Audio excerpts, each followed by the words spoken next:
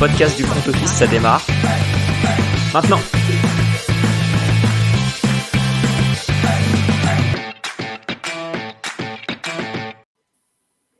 Salut à tous et bienvenue dans un nouvel épisode du front office. On se retrouve aujourd'hui pour un épisode un petit peu spécial puisque avec Alex, on a décidé de faire des hot takes. Et oui, messieurs, dames, nous avons passé les gros événements de l'intersaison, donc free agency et draft. Il reste encore très peu d'agents libres à signer, mais globalement, personne qui devrait changer le visage des équipes. Et donc, nous allons vous dire l'avenir, exactement ce qui va se passer la saison prochaine. Et comme C'est je vous ça. l'ai déjà dit, je suis avec Alex. Salut Alex. Salut Jérôme, salut à tous. On a fait l'épisode sur les notes de la draft. On a vu que vous aimiez bien Ouais. quand on se mouille. Donc on a décidé Là, on s'est mouillé la nuque avec la draft. Ah ouais, là, ça va être des Et, sodos, là. et là, on fait les plongeons. Là, on saute dans l'eau. Ouais. Épisode qui sera un peu plus court que ce qu'on vous a proposé dernièrement. On a fait T'engages pas relativement trop, long. toi. Ah, normalement, vu ce qu'on a prévu, on devrait pas atteindre les 1h15 ou 1h20 qu'on a fait pour la draft, quand même. Ouais, ça devrait le faire. Et écoute, pour respecter ce timing annoncé, je te propose que l'on commence immédiatement avec ma première hot takes. Et pour ceux qui nous écouteraient en podcast et qui ne regarderaient pas la vidéo, je pense que Sean McDermott sera le premier head coach viré. Donc, pour les plus néophytes d'entre vous, c'est le head coach des Bills. Hot takes, si ça arrive, c'est vraiment que la saison est mal partie. Et honnêtement, je ne suis pas rassuré parce que proposent les Bills en général. Ils font des bonnes saisons régulières. Et j'ai l'impression que ça cale toujours quand on les attend en play-off. Et je pense qu'au bout d'un moment, ça va commencer à peser. Je pense aussi qu'il faudrait une saison très très moyenne et un gros changement pour que cette équipe réussisse à faire un pas en avant. Alors j'ai regardé un peu le calendrier. C'est pas le plus terrifiant, mais quand même. Ils vont commencer dans la division contre les Jets. Les Jets qui vont vouloir prouver. Premier match qui pourrait pas être simple. Derrière, ça va jouer Vegas. Normalement, match plus accessible. On enchaîne avec Washington, Miami, deuxième match de division sur les 4 premiers. Et attention, parce que l'année dernière, jouer les Dolphins, ça n'a pas été simple pour les Bills. Et derrière, ça enchaîne quand même avec Jacksonville. Donc, on pourrait, dans un scénario pas très beau, se retrouver à 2-3 au bout de 5 semaines et commencer déjà à se poser des questions. Parce que, toujours un peu les mêmes faiblesses dans cette équipe. Je sais pas ce que tu en penses, Alex, mais je trouve que ça fait 2-3 saisons où à chaque fois on se dit ok, Allen il fait le boulot, ok, Diggs il fait le boulot, et à côté on se dit ouais, mais le jeu au sol, ils ont toujours pas investi sur un coureur, ils ont toujours pas trouvé le mec qui fait avancer la balle, ok, la défense elle est là, ok, ils battent les équipes qui doivent battre, mais dans les matchs difficiles ça galère tout le temps. Ouais, c'est ce qu'on Quand... se disait l'année dernière Ouais, déjà, où exactement. Sean McDermott était dans la discussion de coach de l'année, où on comprenait pas trop pourquoi. Ouais. Je pense Je pense que la tienne, ta hot take est un peu trop hot take dans le sens où tu m'avais dit que le Sean McDermott sera viré dans la saison. Ok.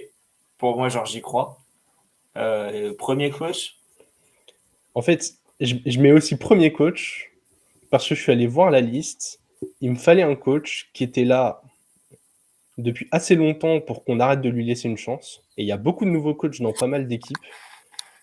Ensuite, ça pouvait pas être un coach trop solidement installé qui pourrait sauter même en cas de mauvais début de saison. Genre, ça peut pas être un Mike Tomlin ou un Andy Reid. Et en fait, quand tu réduis la liste comme ça de ceux qui ont commencé à griller un petit peu de leur crédit, qui sont quand même installés, mais où il n'y a pas de progression dans l'équipe, très très vite, t'en viens à Sean McDermott. Et tu te dis, ça, le GM, il pourrait perdre un peu patience si au final tu commences à arriver semaine 7, semaine 8, tu as un bilan proche de l'équilibre. Et tu pourrais avoir un petit turning point en plus où je crois c'est à partir de la semaine 8 ou 9 où tu enchaînes un Bengals, Broncos, Jets et Eagles juste avant la bye week. Et en fait, tu pourrais te dire: «Bah, attends, là, on n'est vraiment pas sur la bonne direction, on est tout juste à l'équilibre ou très peu dans le positif et le fond de jeu est dégueulasse» et à la bye week, tu te dis: «Non, mais en fait, on gagnera pas le Super Bowl comme ça, au bout d'un moment, il faut que ça avance». Diggs, il a pas encore des tonnes de bonnes années, hein. Les receveurs qui dépassent les 30 ans, on a vu ce qui s'est passé avec, Antonio Brown, on a vu ce qui s'est passé avec Julio Jones. Alors, il est encore un peu plus jeune qu'au moment de leur déclin, mais ça peut arriver vite. Il va pas falloir laisser la fenêtre passer. Et voilà, tous ces critères mis bout à bout, on a des hot takes à sortir. Et tu vois, j'ai hâte, je suis pas encore allé voir, mais j'ai hâte de voir les cotes, parce que les Américains donnent des cotes sur à peu près tout, mais voir un peu qui ils estiment être le coach le plus sur la sellette. Ouais, c'est une bonne question. C'est une bonne question. Instinctivement, j'ai envie de dire Ravens, avec Arbo, pareil, Ouais. Trop installé, mais oui, tu j'ai vois, l'impression. en fait, quand tu élimines les trop nouveaux et les trop installés, tu vois, genre, si les Patriots, ils sont mauvais, tu vires pas Belichick, c'est lui qui décide s'il part ou pas. Tomlin, pour le virer, faut y aller. Andy Reid, faut y aller. Si éventuellement chez les Bengals, ça peut sauter si ça tourne pas Ouais, bien. mais il a fait Super Bowl. J'y pensais aussi, moi, c'est un des premiers noms qui m'est venu, mais je pense que Matt LaFleur a une chance d'être viré Ouais. dans la saison. Josh McDaniels, si ça marche pas, je pense qu'il a une chance d'être viré. Brandon Staley aussi, des Chargers, qui a depuis 2 ans aussi. Mais non, sinon, je suis d'accord avec toi, il y a beaucoup de turnover dans la ligue et ouais. Ron Rivera, peut-être, si ça change Et encore, comment dire. j'ai Non, envie de mais dire, oui, ça peut si défensivement c'est cata. oui, ok, voilà. En fait, c'est s'il fait moins bien que des standards qui étaient déjà pas très hauts. En fait, c'est vraiment Si, le ouais. Si, côté. si l'attaque marche bien, Ouais, en fait, pour moi, Ron Rivera, il peut être le premier à partir pour des raisons un peu politiques. Je pense que si les Commanders sont vendus, ouais, comme ça a l'air d'être le cas, que la défense est catastrophique au premier match, mais que l'attaque fonctionne bien, je le vois bien être viré pour être remplacé direct par Bieniemy. oui, oui, oui. Voilà. Bah, à part Rivera et Brandon Staley chez les Chargers, vraiment, j'arrivais pas à ressortir un candidat Ouais, plus non, mais apparent c'est. que McDermott. Donc, Ok, pas mal. eh bien, écoute, Alex, je vais te laisser enchaîner avec ta première hot takes. Et ben moi, c'est que Voldemort fera une saison MVP, mais ne gagnera pas le trophée, bah, pour des raisons politiques. Pour Mais je ceux qui pense n'ont que pas l'image, on parle quand même de Deshaun Watson. oui, le QB des Cleveland Browns. Donc voilà, je pense qu'il a toutes les armes pour être le centre de l'attaque Ouais, dans cette équipe et en fait, ouais, pour que ce soit lui et que ça marche bien parce ils ont plus Karim Hunt, ils ont plus D'Ernest Johnson non plus, ouais. donc ils ont plus que Nick Chubb dans le backfield qui est excellent. Ils ont Jerome Ford qui est pas mauvais visiblement. Donc en fait, Nick Chubb sera, je pense, présent énormément. Je pense qu'on va beaucoup voir des portées de Nick Chubb. Mais à côté de ça, pour distribuer la balle, il y aura du monde. Il y aura Njoku et Jordan Akins de Houston qui sont des bons tight ends. Et après, au niveau des receveurs, Amari Cooper, Donovan Peoples-Jones, Elijah Moore qui est arrivé de la part des Mm. Jets, Marquis Goodwin qui est arrivé de la part des Seahawks, David Bell qui était comment, c'est un jeune receveur en soi. Ouais, il était Il rookie était l'année dernière, je rookie crois. l'année dernière. Ça va être un Cédric, sophomore cette année. Cédric Tillman, le rookie, qui était un de leurs premiers picks qu'ils ont pris. Ouais. Jakim Grant de Chicago, qui est un très bon joueur de gadget. Je trouve qu'il Oui. a une attaque Ouais, c'est vrai, hein. qui est assez intéressante au niveau des receveurs, au niveau de la course. C'est fort, mais c'est pas focus, à mon avis. C'est pas le point focal Oui. point. C'est pas le point majeur, je Ouais, trouve. le point focal, ça marche même en français. Ça marche aussi? Ok. Ouais, Bah, moi j'aime bien en tout ouais, cas. on se comprend en tout cas. Et voilà, je pense que ce sera pas allez, le point focal. Je pense que la défense, elle fera suffisamment le taf pour qu'on n'ait pas l'impression que l'équipe est pourrie. Et tu as des matchs qui sont difficiles, hein, parce que ça joue Bengals, Steelers, Ravens, Niners, Seahawks, Ravens encore, logique. Mm. Mais à côté de ça, ça joue quand même les Jets, je pense que c'est niveau similaire. Les Texans, les Bears, les Jaguars, les Broncos, les Cards, les Seahawks, les Colts, les Titans. Donc, je trouve C'est qu'il y des a pas matchs mal de matchs prenables, hein. voilà, je trouve qu'il y a beaucoup de matchs prenables. Donc voilà, j'y crois en ces Browns. Ça fait 1 an d'adaptation du coup maintenant pour Deshaun Watson, qui était quand même un excellent QB à Houston avec des briques et DeAndre Hopkins. Donc voilà, pour moi, il fera une excellente saison, mais il gagnera pas le trophée pour des raisons politiques que je comprends totalement. Ouais. Il a en plus une bonne ligne, hein. En fait, il a une ligne juste assez bonne pour le protéger et lui laisser du temps, et qui a juste assez de faiblesse pour lui permettre de courir de temps en temps. En Ouais. plus, Nick Chubb, c'est pas un bon pass catcher. Non, franchement. Ah, c'est pas un pass catcher utilisé. C'est ça, je pense que c'est un Ouais, bon pass catcher, mais qui n'est oui, pas c'est vrai. utilisé parce qu'il y a toujours eu autre chose. C'est vrai. C'est totalement possible qu'il soit bon. En vrai, il suffit de voir la progression qu'avait eu Derrick Henry dans ce compartiment du jeu la saison dernière où il a complètement fait exploser son nombre de réceptions. Ouais, parce qu'il était tout seul. Ouais.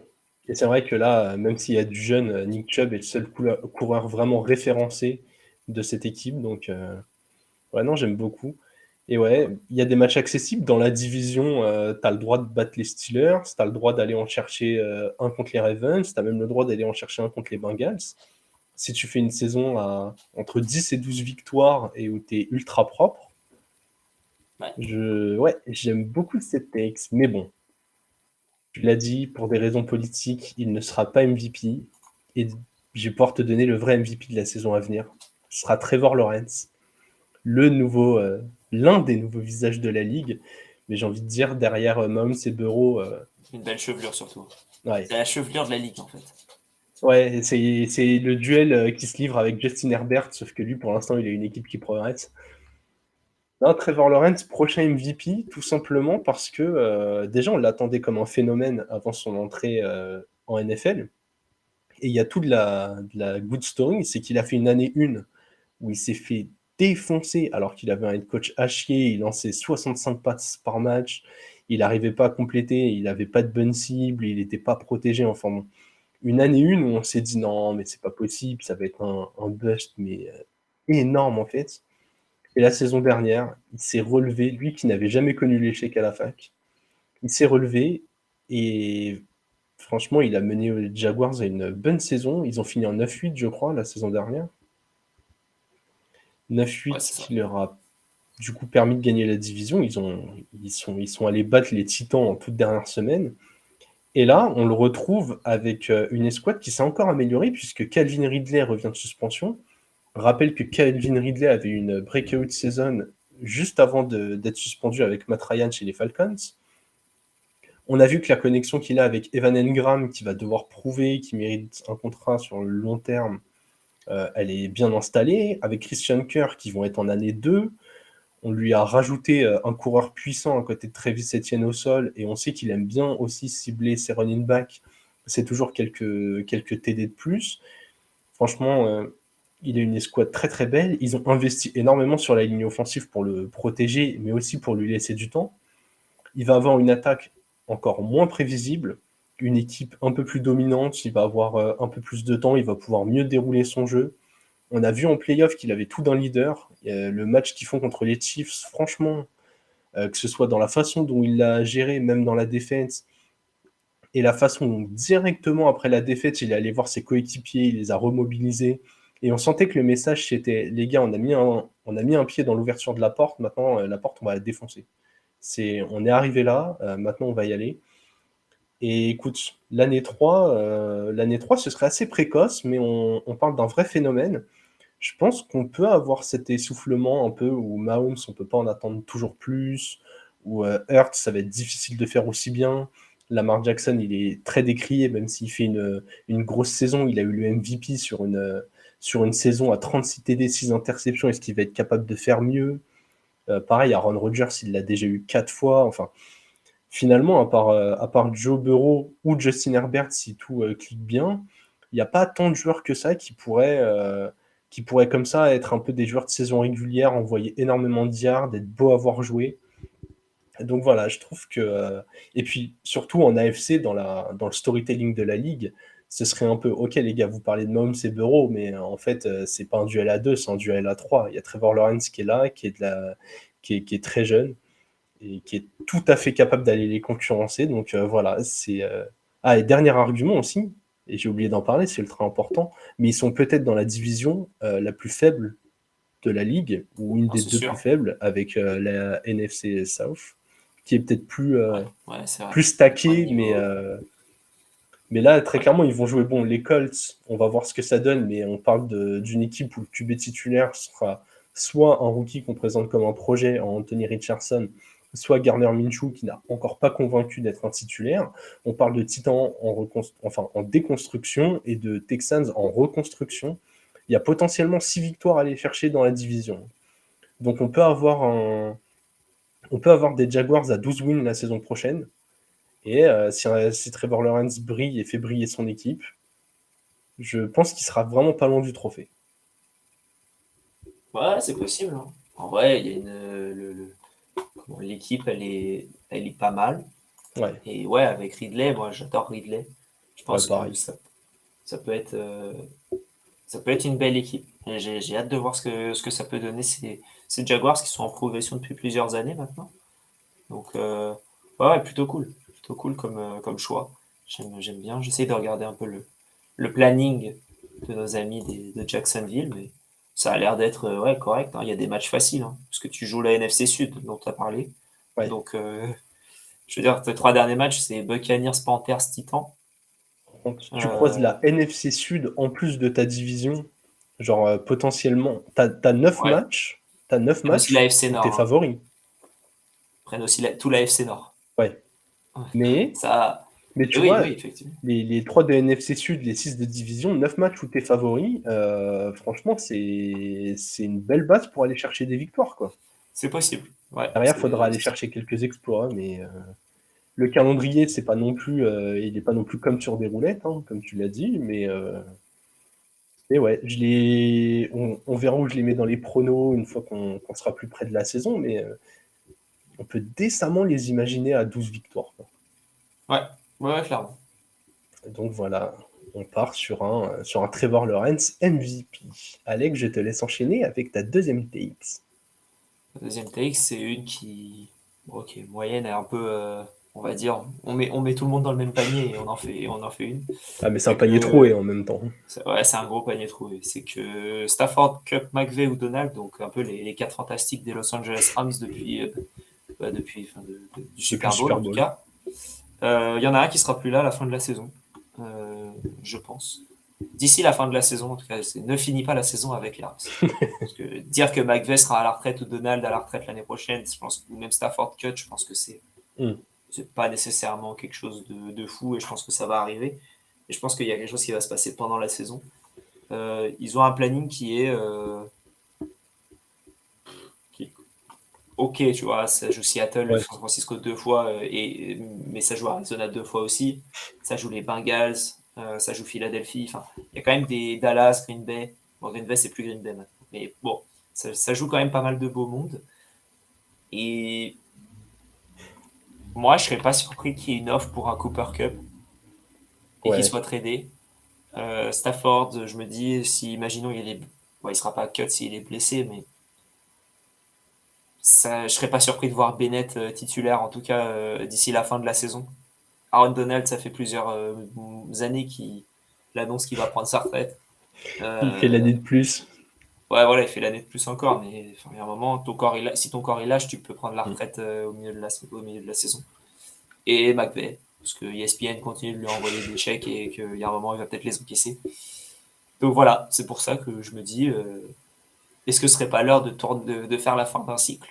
Mais Cup, Ouais. c'est surtout sur Cup où je serai attentif à la trade deadline notamment. Parce que je pense que si tu peux récupérer un Cup, tu récupères un premier tour, je pense, hein. Il y a un Ouais, contrat, tu récupères un premier ou un deuxième, je pense. Après, on verra, je n'ai pas le. oui, ou un package, genre un deuxième, un quatrième, un sixième, et juste Après, Cup, histoire de c'est faire quand du même génie. Ouais. c'est un putain de receveur. Donc, perso, je pense que si certains sont partis pour des premiers, je pense que lui peut partir aussi. Il a 29 ans, je crois. Mm.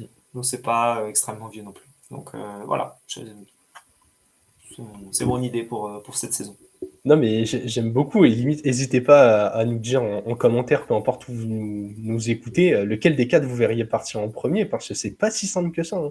Et si ça se passe mal très vite, McVay peut se dire Ouais, ok, c'est bon, en fait, c'est à moi de partir. Le chèque ESPN, il est très bien et ça reconstruit direct.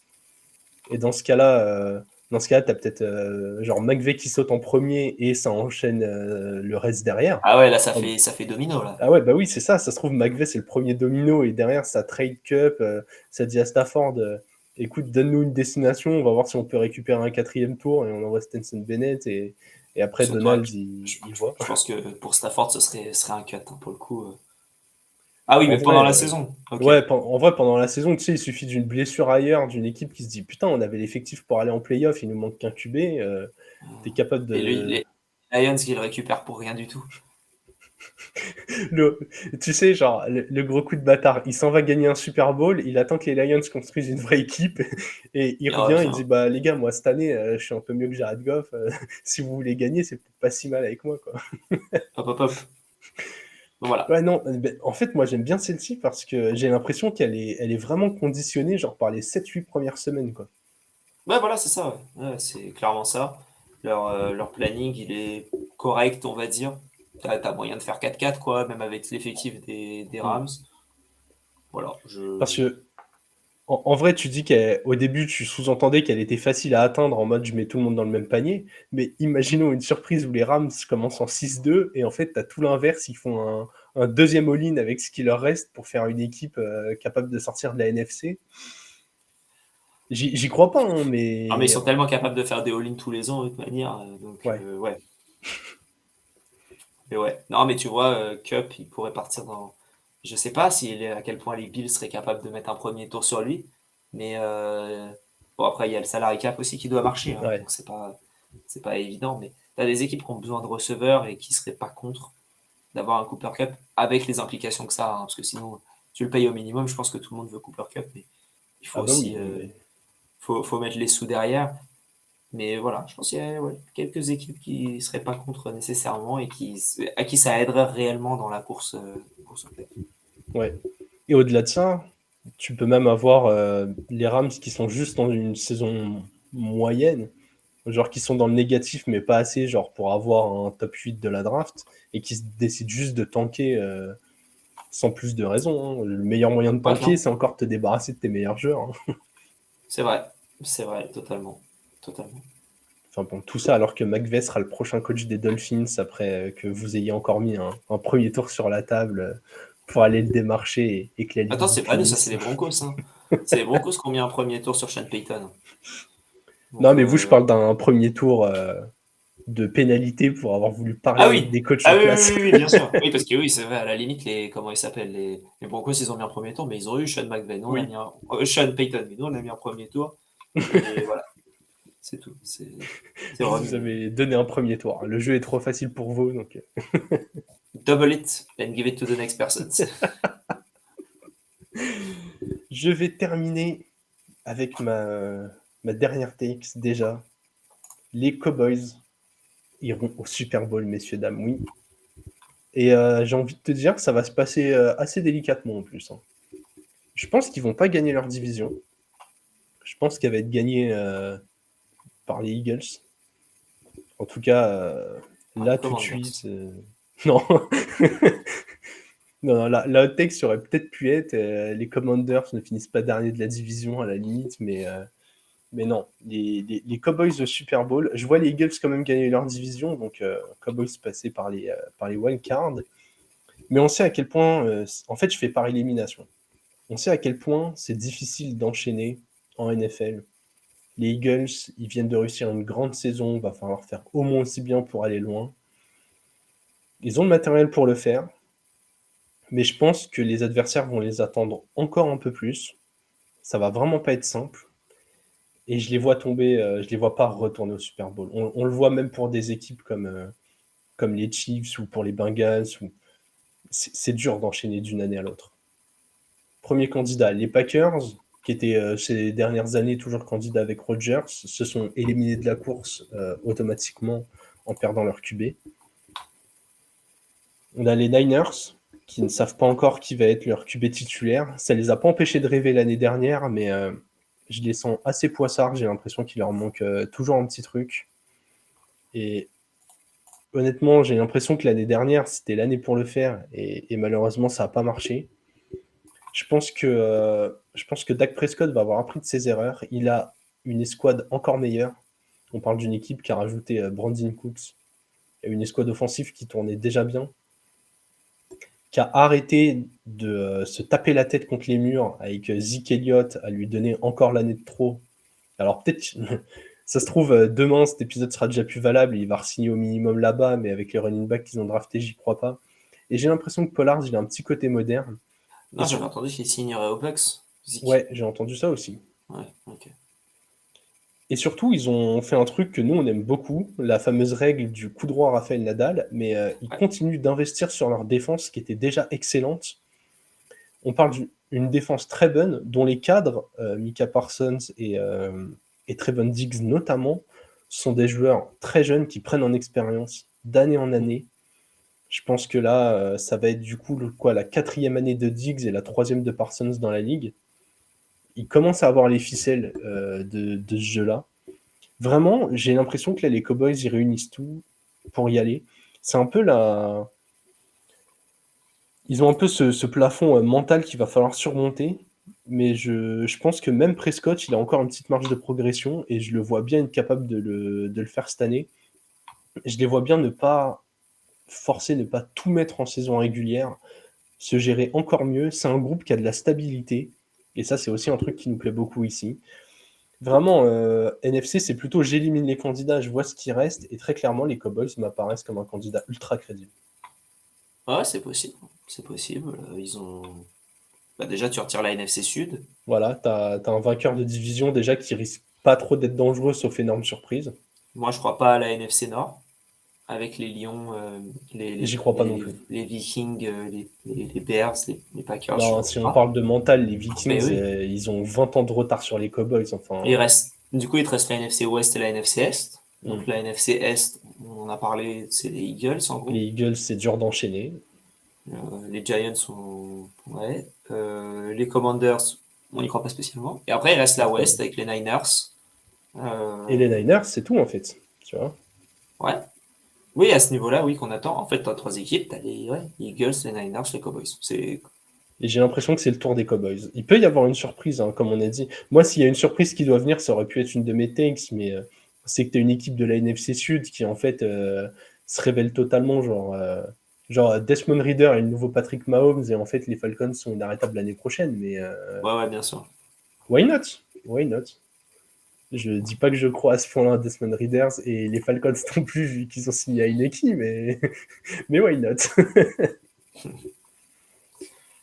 En tout cas, Alex, cette take pourrait être liée un peu à la tienne, vu que tu élimines, toi, une équipe en NFC. C'est ça. Mais avant de dire ma take, n'hésitez pas, hein, suivez-nous sur Twitter, @lefrontoffice, sur YouTube, sur Twitch, @lefrontoffice. On vous fera encore une mini-annonce, mais qu'on a déjà fait sur Twitter à la fin de l'épisode. Donc voilà. Mais donc suivez-nous un peu partout. Et puis voilà. Donc, Le front office partout, on peut le dire, on est très actif, surtout sur Twitter. pas aussi trop sur Instagram. Sur YouTube. Ça va venir, on vous réserve des petites choses. On nous l'a demandé, hein, on a reçu des messages. Ah, vous êtes un peu moins sur Insta et tout. On y travaille. On a fait 2-3 trucs, après on a fait. Voilà. On est en intersaison aussi, on est en remaniement, management, tout ça. On essaye de constituer des trucs bien sympas. Ça va prendre un peu de temps, mais on a fait un 49.3 on a fait un 49.3 pour nous valider en termes de chef du front office tous les deux. Donc c'est bon. Mais, voilà, le reste à décider. Donc voilà, tout ça pour dire que moi, ma hot take, c'est que les Giants ne font pas les playoffs et font une saison négative. Je regarde le calendrier des Giants et je vois la peur. Il y a Dallas pour démarrer, Arizona ensuite. Pour moi, ils seront en 1-1 à ce niveau-là. Mais derrière, c'est San Francisco, Seattle, Miami, Buffalo, Washington, les Jets, les Riders, les Cowboys, les Commanders, les Patriots. Et après, tu te fais la bye week. Oh putain. Tu as 13 semaines, enfin 12 semaines de compliqués. Et ensuite, tu reviens de vacances et tu vas jouer Green Bay. Bon, ça va. Voilà, c'est bien pour revenir de vacances. Retour agréable. Ensuite, tu joues Saints, Eagles, Rams, Eagles. Oh, le double Eagles qui peut te coûter ta place en wildcard. Voilà. Donc, je pense que le dernier Eagles peut leur servir parce que les Eagles seront peut-être déjà qualifiés en playoff et voudront blesser personne. Et auquel cas, tu joues contre Marcus Mariota. Donc, tu es content. Mais le reste du planning me paraît très difficile. Euh, aux Bills en octobre. Donc, déjà, tu as de la chance, tu joues pas en décembre. Mais avec le dérèglement climatique, ça se trouve, il neigera déjà. Il neigera déjà en octobre. Il y aura peut-être du soleil à Buffalo, mais. Non, ça, j'y crois pas. Non, c'est quand même pas à ce point-là. Ça, c'est quand on fera plus 8 degrés sur les 150 dernières années. Là, il y a du temps encore à voir venir. Mais pour moi, le calendrier est très difficile. Donc, les playoffs, pour moi, ils sont limite, pas impossibles, mais quasiment. Et, et derrière, les saisons positives, j'y crois moyen aussi. Je sais plus ce qu'on avait donné comme note pour les Giants et leur draft. Je sais Mais plus j'ai non plus, mais pas. en vrai, l'intersaison dans sa globalité, déjà, on n'était pas fan du contrat sur Daniel Jones, même s'il peut s'expliquer. Non, mais en soi, pour moi, c'est la même équipe que l'année dernière, en payant un peu plus cher tout le monde. Ouais. En fait, oui, il y a un peu ce truc de t'as fait un pas de côté pendant que certains ont avancé, d'autres ont reculé, mais j'ai l'impression que ça avance beaucoup plus vite que ça recule. Et du coup, t'es victime de ça. Moi, je serais pas surpris que les Giants soient derniers de la division l'année prochaine. Moi non plus, je serais pas surpris. Donc, Raisonnablement, les Commanders, ils étaient pas loin d'être à l'équilibre. Ils ont fini je crois que c'est une des équipes qui a fini en 7-10. Non, ils ont fait un match nul, donc ils ont fait 8-8-1. ouais. Ouais, je crois que les Commanders, c'est Oui, le c'était à peu près là, ouais. ou 7-9-1. Enfin bon, ils étaient quasiment à l'équilibre sans savoir qui allait être leur titulaire. Alors là, est-ce que ça va fonctionner avec un nouveau QB qui est somme toute très jeune? Sam Howell. Ouais, on verra. Pareil, ça se trouve, en fait, Howell, il fait une super préparation et avec la défense qu'il y a déjà là-bas, ça tente super bien. En tout cas, je suis assez d'accord avec toi. Moi, Ouais, ils ont fait 8-8-1, effectivement. on va, enfin, c'est même pas un spoil des pronos d'avant-saison parce qu'on aura le temps d'en reparler probablement au mois d'août, mais en tout cas, à l'instant T, avec ce qu'on voit, moi, les Giants, j'y crois zéro pour la saison prochaine. Et pourtant, ils sont bien coachés. C'était une semi-hot take, alors. Bah, en vrai, quand tu vois les investissements et tout, moi je suis de ton avis, mais après, il y en a qui seront peut-être pas d'accord, hein. C'est D'ailleurs, vrai. j'en profite pour passer un petit bonjour à Marc, grand fan des Giants. N'hésite pas à nous donner Jean Milou. ton avis, hein. Parce que, ouais, nous, les Giants, ouais, totalement d'accord avec ta take. Mais je serais pas surpris qu'ils fassent une bonne saison. Parce qu'ils sont très bien coachés et que Daniel Jones fait que progresser depuis je trouve, depuis. Limite, depuis qu'il est dans la ligue, je trouve qu'il fait que progresser. Très marginalement au Ouais, début et bien plus cette année. Donc je serais pas surpris qu'il continue. Mais, mais le planning et l'équipe, voilà, ça fait en sorte que pour moi, ça va être difficile. ouais, non, mais je suis d'accord. Je suis d'accord. Je trouve qu'il y a, ça a pas assez progressé. Moi, en tout cas, je suis pas convaincu par l'intersaison. Alors. Et puis, enfin, les systèmes de double, ils vont pas pouvoir surprendre 2, 3, 4 ans de suite au bout d'un moment, hein. Soit tu fais venir des. J'ai presque envie de dire, à la saison des Giants, ça peut dépendre du niveau de forme et de performance de Darren Waller, quoi. Tu vois, C'est vrai, s'il pose un 1400 yards 15 TD, on aura des Giants qui auront avancé sur le terrain, quoi. c'est Par vrai. contre, Ouais, c'est possible. s'il est blessé la moitié de la saison et qu'il finit avec 800 yards pour 3 TD, on se dira, bon, bah, les Giants, encore une fois, on fait une saison sans receveur alpha. À voir. Effectivement. N'hésitez pas à nous dire, déjà nous partager vos hot takes, à nous dire ce que vous pensez des nôtres, et je vais laisser la main à Alex, qui va pouvoir nous faire une annonce qui a déjà un peu été faite sur Twitter, mais où là vous aurez absolument toutes les infos. Exactement. Et ben c'est que on a notre. Oh, je vais retirer l'annonce, mais voilà. On a la deuxième édition de la Game Zone qui va avoir lieu le mercredi 17 mai, donc mercredi prochain, 20h30, sur, comme on l'a dit avant, sur la chaîne du Front Office. Donc avec le Front Office sur YouTube, sur Twitch. Donc venez nous voir. On sera avec Charles, qui est le fondateur de Free Agent, Elio de The Trick Play, Marc des Fantasy Ballers et Mathieu que vous avez vu dans la première qui est de chez nous et qui a gagné la première édition. Donc quand même, je trouve que je suis assez content de cette équipe Ouais, qu'on a belle mis line-up. en place. Donc voilà, Game Zone 2, le 17 mai à 20h30. On a hâte de vous voir. Le live est déjà en préparation, donc vous pouvez mettre la petite cloche si vous avez envie pour être informé quand on démarre. On aura 6 jeux encore comme le mois dernier. 4 qu'on a déjà fait et 2 nouveaux. Donc, on espère que ça vous plaira et voilà. T'as vu, moi, j'aime bien foutre la merde. Étant donné que je suis pas dans la line-up, j'ai décidé de faire un petit sondage sur Twitter, savoir un peu qui était le favori des gens. Je l'ai pas regardé avant de tourner l'épisode, mais aux dernières nouvelles, Elio avait ramassé quasiment la moitié des votes. Ah ouais, c'était très Petite sympathique. pression sur sa tête et surtout, ça n'a pas confiance entre Mathieu, notre super champion de la première édition, même si voilà, il a bénéficié aussi d'un arbitrage qui m'a été défavorable. Écoute, Ouais, tu t'es fait un peu arnaquer. Mais en vrai, même si tu t'étais pas fait arnaquer, ouais, non, t'aurais pas gagné. non, mais j'ai fait une Vikings. J'ai fait une très belle saison régulière et arrivé dans l'orage des playoffs, je me suis écrasé Ah, complètement. Donc, tu t'es écroulé complètement. C'est dommage, hein, c'est dommage. Ça aurait pu fonctionner, mais ça n'a pas du tout fonctionné. C'est voilà le résultat du sondage qu'on affiche à l'écran. Donc effectivement, c'était Elio avec 48% des voix.